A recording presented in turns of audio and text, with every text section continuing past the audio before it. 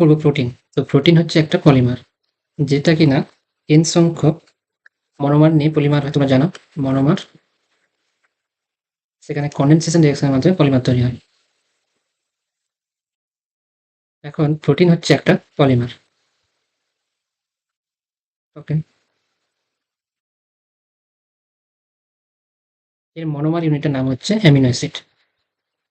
তাহলে চলো আজকে আমরা বোঝার চেষ্টা করি অ্যামিনো অ্যাসিড অ্যাকচুয়ালি একটা যে অর্গানিক মলিকুল, সেই অর্গানিক মলিকুলটা কেমন। অ্যামিনো অ্যাসিড তোমরা কথা থেকে বুঝতে পারছো, এখানে অ্যামিনো, সেখান থেকে একটা অ্যামিন ফাংশনাল গ্রুপ থাকবে, অ্যামিন NH2, এবং একটা acid, carboxylic acid, acid functional group থাকবে, যেটাকে আমরা বলবো COOH। বুঝতে পারলে? অ্যামিনো অ্যাসিডের দুটো ফাংশনাল গ্রুপ থাকবে, একটা হচ্ছে অ্যামিন এবং একটা হচ্ছে অ্যাসিড। তো স্ট্রাকচারটা হচ্ছে এরকম, একটা কার্বনের সাথে NH2 গ্রুপ যুক্ত থাকবে এবং একই কার্বনে একটা অ্যাসিড গ্রুপ যুক্ত থাকবে। এটা হচ্ছে একটা অ্যামিনো অ্যাসিড। তো ভালো করে বোঝার চেষ্টা করি যে কার্বন, অ্যাসিড কার্বন, অ্যাসিডের যে কার্বন সেন্টার তার আলফা পজিশনে কিন্তু অ্যামিনো গ্রুপটা যুক্ত, তার জন্য এটাকে বলা হচ্ছে alpha amino acid. Alpha amino acid. এখন ভালো করে বোঝার চেষ্টা করো, এই অ্যামিনো অ্যাসিডটা হচ্ছে গ্লাইসিন। তো গ্লাইসিন অ্যামিনো অ্যাসিডে কি হয়, এই যে আলফা কার্বন, এই আলফা কার্বনের দুটো হাইড্রোজেন রয়েছে এবং দুটো হাইড্রোজেন হওয়ার কারণে এটা হচ্ছে অপ্রতিসম, মানে এটা হচ্ছে সিমেট্রিক সিস্টেম। কিরকম সিমেট্রিক, ভালো করে বোঝার চেষ্টা করো। আমরা যদি এটাকে ফিশার প্রজেকশন ড্র করি, তাহলে নিচে উপরে থাকবে COOH গ্রুপ, তার নিচে থাকবে NH2, এবং দুটো হাতেই কিন্তু হাইড্রোজেন রয়েছে। তাহলে আমরা দেখতে পাচ্ছি যে একটা মিরর প্লেন রয়েছে মলিকুলের মধ্যে। এই সিগমা প্লেন থাকার জন্য এটা হচ্ছে একাইডাল মলিকুল। একাইডাল মলিকুল। তো গ্লাইসিন অ্যামিনো অ্যাসিড হচ্ছে একটা একাইডাল অ্যামিনো অ্যাসিড। কিন্তু এই আলফা কার্বনে যদি একটা সাইড চেন থাকে আর, তাহলে সেটা কিন্তু কাইরাল হয়ে যাবে। তাহলে আমরা যেটা বুঝলাম, গ্লাইসিন ছাড়া বাকি যে অ্যামিনো অ্যাসিডগুলো সেগুলো হচ্ছে কাইরাল অ্যামিনো অ্যাসিড, কারণ সেখানে এই কার্বনটাতে 4টে ডিফারেন্ট সাবস্টিটিউয়েন্ট যুক্ত থাকবে। মানে যখন একটা হাইড্রোজেন আর দিয়ে সাবস্টিটিউট হয়ে যাবে, তখন ওই কার্বনটার সাথে দেখো একটা অ্যাসিড গ্রুপ যুক্ত আছে, একটা NH2 গ্রুপ যুক্ত আছে, আর দুটো একটা আর এবং হাইড্রোজেন। তো একটা কার্বনের সাথে যখন আমরা জানি যে 4টা ডিফারেন্ট গ্রুপ যুক্ত থাকবে, তখন সেই সেন্টারটাকে আমরা বলবো কাইরাল সেন্টার। তাহলে আমরা এইটুকু বুঝলাম যে অ্যামিনো অ্যাসিড হচ্ছে যেখানে একটা অ্যামিন ফাংশনাল গ্রুপ থাকবে, একটা অ্যাসিড ফাংশনাল গ্রুপ থাকবে, এবং অ্যামিনো অ্যাসিড হচ্ছে মনোমার ইউনিট, যেটা কনডেনসেশন রিঅ্যাকশনের মাধ্যমে পলিমার প্রোটিন তৈরি করে। এবার আমরা পড়বো অ্যামিনো অ্যাসিডের ক্লাসিফিকেশন। অ্যামিনো অ্যাসিড যেটা আমরা পড়ালাম আলফা অ্যামিনো অ্যাসিড, এই আলফা কার্বনে NH2 গ্রুপ থাকে, এবারে কার্বক্সিলিক অ্যাসিড গ্রুপ রয়েছে। এখন তো আমরা কি জানি যে অ্যাসিড ফাংশনাল গ্রুপ এবং বেস দুটো মলিকুল কিন্তু একই মলিকুলে আছে।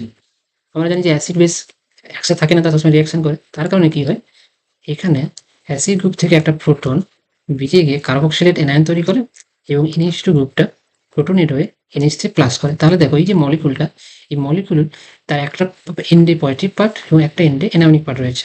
এই কারণে এই মলিকুলটাকে বলা হয় জুইটার এনায়ন। এই মলিকুলটা নিউট্রাল, কারণ তার একটা প্রান্তে আছে পজিটিভ পোল আর একটা প্রান্তে আছে নেগেটিভ পোল। আর এই বিশেষ ধরনের মলিকুলটাকে বলা হয় জুইটার আয়ন, জুইটার আয়ন বা দ্বিমেরু আয়ন বলা হয়। দ্বিমেরু আয়ন বলতে পারো, তো জুইটার আয়ন বলতে পারো। তো এই কারণে অ্যামিনো অ্যাসিডগুলো নিউট্রাল হয়, কারণ তার এক প্রান্তে পজিটিভ এন পোল আর এক প্রান্তে নেগেটিভ পোল থাকে। এবং একই মলিকুলে থাকার কারণে এই মলিকুলটা নিউট্রাল হয়, এবং এই যে দ্বিমেরু আয়ন হিসেবে থাকে, এই কারণে এটাকে বলা হয় জুইটার আয়ন। এবারে চলো আমরা ক্লাসিফিকেশন করবো অ্যামিনো অ্যাসিডের।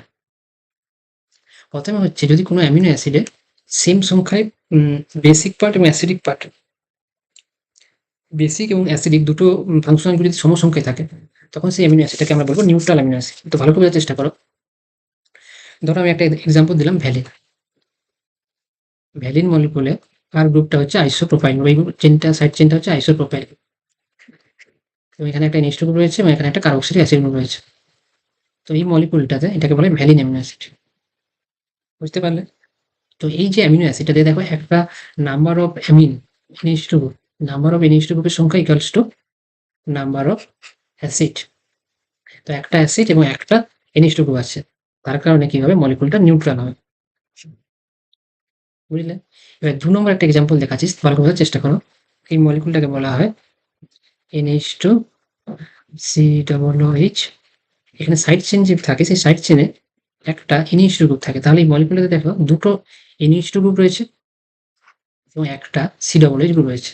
তাহলে এখানে number of basic functional group আমি FG লিখলাম, greater than number of acidic functional group. যেহেতু মলিকুলটাতে বেসিক ফাংশনাল গ্রুপ দুটো NH2 রয়েছে, তার জন্য এটাকে বলা হবে বেসিক অ্যামিনো অ্যাসিড। এটা হচ্ছে বেসিক অ্যামিনো অ্যাসিড। এরপরে ৩ নম্বর অ্যামিনো অ্যাসিডের ক্লাসিফিকেশন হচ্ছে অ্যাসিডিক অ্যামিনো অ্যাসিড। তাহলে একটা এক্সাম্পল দিচ্ছি, ভালো করে বোঝার চেষ্টা করো। NH2 COOH, এটা হচ্ছে নরমাল অ্যামিনো অ্যাসিডের স্ট্রাকচার। এখানে সাইড চেইনটা হচ্ছে একটা COOH group, CH2 COOH group থাকে। তো এই যে অ্যামিনো অ্যাসিডটা, এই অ্যামিনো অ্যাসিডটাকে বলা হয় অ্যাসপার্টিক অ্যাসিড। দেখো অ্যাসপার্টিক অ্যাসিডে দুটো অ্যাসিড গ্রুপ রয়েছে এবং একটা NH2 গ্রুপ রয়েছে। তাহলে এখানে কি হচ্ছে, number of basic functional group less than number of acidic functional group. তো এখানে যেহেতু অ্যাসিডিক ফাংশনাল গ্রুপ বেশি, তার কারণে এটাকে বলা হবে অ্যাসিডিক অ্যাসিডিক অ্যামিনো এ পর অ্যামিনো অ্যাসিড। তো এই মলিকুলটা হচ্ছে লাইসিন। লাইসিন আমরা জানি 20 এসেনশিয়াল অ্যামিনো অ্যাসিড আছে, এটা হচ্ছে লাইসিন, এটা হচ্ছে অ্যাসপার্টিক অ্যাসিড। তাহলে আমরা এইটুখানি কি বুঝলাম, আমরা বুঝলাম যে প্রোটিন হচ্ছে একটা পলিমার যেটা আলফা অ্যামিনো অ্যাসিড মনোমার দিয়ে তৈরি, এবং সেই আলফা অ্যামিনো অ্যাসিডকে আমরা ৩ ভাগে ভাগ করতে পারি। একটা হচ্ছে নিউট্রাল অ্যামিনো অ্যাসিড, একটা হচ্ছে বেসিক অ্যামিনো অ্যাসিড, আর একটা হচ্ছে অ্যাসিডিক অ্যামিনো অ্যাসিড। এবারে চলো আমরা দেখি এই আলফা অ্যামিনো অ্যাসিড কিভাবে এই পলিমার, এই প্রোটিন যে পলিমারটা সেটা বানায়, সেটাকে আমরা বোঝার চেষ্টা করি।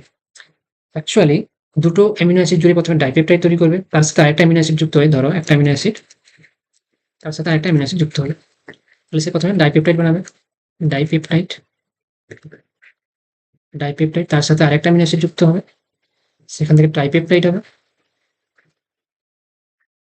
এরকম পেপটাইডের সাথে আবার একটা অ্যামিনো অ্যাসিড চলতে যুক্ত হতে হতে সেখানে গিয়ে একটা পলিপেপটাইড তৈরি হবে। পলিপেপটাইডটাকে বলা হয় প্রোটিন। পলিপেপটাইড, এই পলিপেপটাইডটাকে আমরা বলি প্রোটিন, যেটা হচ্ছে একটা পলিমার। এখন এই যে একটা অ্যামিনো অ্যাসিডের সাথে একটা অ্যামিনো অ্যাসিড যুক্ত হয়ে ডাইপেপটাইড তৈরি হচ্ছে, সেটা কিভাবে যুক্ত হয় সেটা একটু আমরা বোঝার চেষ্টা করি। চলো আমরা কি জানি, অ্যামিনো অ্যাসিডে একটা NH2 গ্রুপ রয়েছে আর একটা COOH গ্রুপ রয়েছে, বুঝতে পারলে? এখন এই COOH গ্রুপের সাথে একটা NH2 গ্রুপের হাইড্রোজেন NH, ভালো বোঝার চেষ্টা করো যে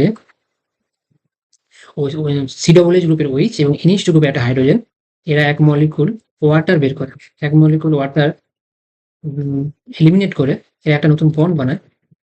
এখানে কার্বনের সাথে অ্যাসিডের যে কার্বনিল গ্রুপ, সেই কার্বনের সাথে নাইট্রোজেনের বন্ড তৈরি হয়। এই নাইট্রোজেন এবং কার্বনের যে নতুন বন্ডটা তৈরি হলো, এই বন্ডটাকে আমরা বলবো পেপটাইড বন্ড, পেপটাইড লিঙ্কেজ। তো এইটা হচ্ছে পেপটাইড লিঙ্কেজ, এবং যে মলিকুলটা তৈরি হলো সেটাকে বলবো ডাইপেপটাইড, পেপটাইড লিঙ্কেজ। তো আমরা দেখতে পেলাম একটা অ্যামিনো অ্যাসিডের সাথে আরেকটা অ্যামিনো অ্যাসিড পেপটাইড বন্ধনের মাধ্যমে জুড়ে যায় এবং সেখানে নতুন একটা কার্বন নাইট্রোজেন বন্ড তৈরি হয়। ওই বন্ডটাকে আমরা বলবো পেপটাইড লিঙ্কেজ। তো এইভাবে পেপটাইডের সাথে পরপর পেপটাইড জুড়তে জুড়তে পলিপেপটাইড তৈরি হয়, যেটাকে আমরা বলি প্রোটিন। তো আজকে এইটুকুই আমরা থিওরি পড়ালাম। এবারে আমরা কয়েকটা PIQ ডিসকাস করবো। তো আজকে আমরা এইটুকুই থিওরি পড়াবো, এরপর আমরা ডিসকাস করবো কতগুলো PIQ। তো দেখো প্রথমে জিমেন এক্সামে তোমাদের জিজ্ঞাসা করা হয়েছে যে amino acid exist predominantly as free acid, free base, জুইটার ion, carbocation.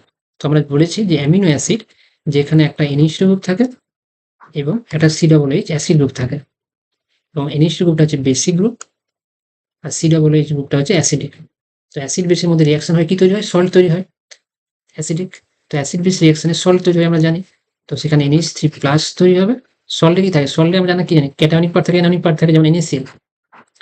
NaCl আমরা কি জানি, সল্টে NaCl, Na+Cl- থাকে, দুটো পোল থাকে, একটা পজিটিভ একটা নেগেটিভ। সেরকম ভাবে অ্যাসিডিক এবং বেসিক পার্ট রিয়াকশন করে সল্ট তৈরি করে, যেখানে NH3+ ও COO- থাকে। তো এই যে দ্বিমেরু আয়ন, এই দ্বিমেরু আয়নটাকে আমরা বলি জুইটার অ্যানায়ন, জুইটার আয়ন। তো অপশন সি হবে কারেক্ট অ্যান্সার। পরের কোশ্চেনে জিজ্ঞাসা করা হয়েছে নিট থেকে, the bond joining to amino acid is called. দুটো অ্যামিনো অ্যাসিডকে যে বন্ডটা জুড়ে দেয় সেই বন্ডটাকে কি বলা হয়, লাইসোসাইডিক লিঙ্ক, গ্লাইকোসাইডিক বন্ড না, এটা কার্বোহাইড্রেটের ক্ষেত্রে দেখা যায়। দুটো কার্বোহাইড্রেটকে জোড়ার জন্য যে ইথার বন্ডটা তৈরি হয় সেটাকে বলা হয় গ্লাইকোসাইডিক বন্ড। তাহলে অপশন এ সঠিক অ্যান্সার হবে না। এস্টার বন্ড না, হাইড্রোজেন বন্ড না, পেপটাইড বন্ড। আমরা কি জানি, পেপটাইড বন্ড হচ্ছে সঠিক অ্যান্সার। তো আমরা আরেকবার দেখাচ্ছি, চলো কিভাবে পেপটাইড বন্ড তৈরি হয়। অ্যামিনো অ্যাসিড, ধরো গ্লাইসিনের সাথে আমরা অ্যালানিন জুড়বো, তো গ্লাইসিন CH2 ইউনিট থাকে কোনো অ্যাকাইডাল। তো গ্লাইসিনের সাথে যদি আমরা অ্যালানিনের রিয়াকশন করাই, তাহলে অ্যালানিনে কি থাকে, একটা CH3 গ্রুপ থাকে সাইড চেন হিসেবে, COOH। তো এখান থেকে এক মলিকুল ওয়াটার বেরিয়ে যাবে, এবং নতুন একটা কার্বন নাইট্রোজেন বন্ড তৈরি হবে এবং এই বন্ডটাকে আমরা বলবো পেপটাইড বন্ড, CH3। তো এই যে ডাইপেপটাইডটা আমরা বানালাম এটাকে বলা হবে এলানিন, এবং গ্লাইসিন থেকে আমরা বানালাম ডাইপেপটাইড এলা। তো এটা হচ্ছে পেপটাইড বন্ড। এই যে কার্বন নাইট্রোজেন বন্ড তৈরি হচ্ছে এটাকে আমরা বলবো পেপটাইড বন্ড। এরপর আমরা 3 নম্বর কোশ্চেনে দেখো, এরপর বলা হয় জি মেনে যে peptide bond is form between. Peptide bond কাদের মধ্যে তৈরি হয়? কার্বক্সিলিক অ্যাসিডের মধ্যে না, NH2 এর মধ্যে না, COOH of one amino acid and NH2 another। হ্যাঁ, এটা হবে সঠিক অ্যান্সার। and 2 হাইড্রোক্সিল গ্রুপ, এটাও ভুল। তাহলে পেপটাইড বন্ড তৈরি হয় একটা অ্যামিনো অ্যাসিডের, ভালো করে বোঝার চেষ্টা করো, NH2 COOH plus NH2 COOH, একটা সাইড চেন আমি আর দিলাম। তাহলে এখান থেকে এক অণু জল বেরিয়ে গিয়ে নতুন পেপটাইড বন্ড তৈরি হয় এবং এই বন্ডটাকে আমরা বলছি পেপটাইড বন্ড। তো আমরা কি দেখলাম, একটা মলিকুলের COOH গ্রুপ অ্যাসিড পার্ট আর একটা মলিকুলের NH2 পার্ট, তারা কিন্তু রিঅ্যাকশনের মাধ্যমে পেপটাইড বন্ড তৈরি করে, এক মলিকুল ওয়াটার রিমুভ করে।